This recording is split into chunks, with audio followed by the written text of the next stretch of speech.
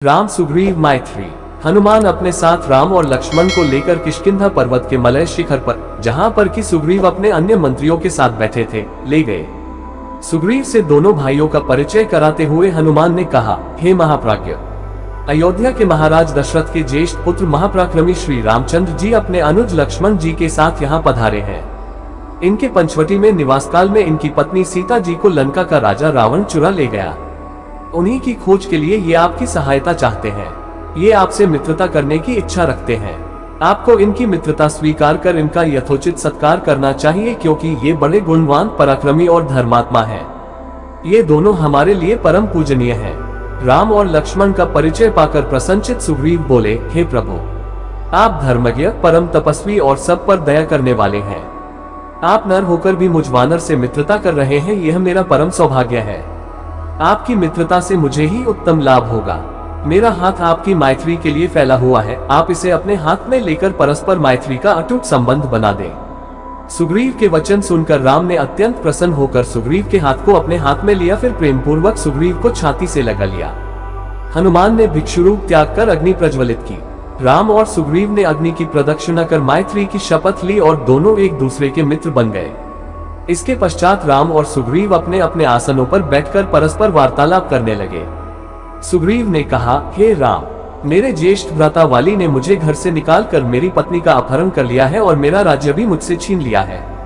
वह अत्यधिक शक्तिशाली है। मैं उससे भयभीत होकर ऋषिमुख पर्वत के इस मलयगिरी प्रखंड में निवास कर रहा हूँ। आप अत्यंत पराक्रमी और तेजस्वी हैं। आप मुझे अभय दान देकर वाली के भय से मुक्त करें। सुग्रीव के दीन वचन सुनकर राम बोले, हे सुग्रीव, मित्र तो उपकार रूप फल देने वाला होता है। मैं अपने तीक्ष्ण बाणों से तुम्हारी पत्नी के हरण करने वाले वाली का वध कर दूंगा। अब तुम उसे मरा हुआ ही समझो।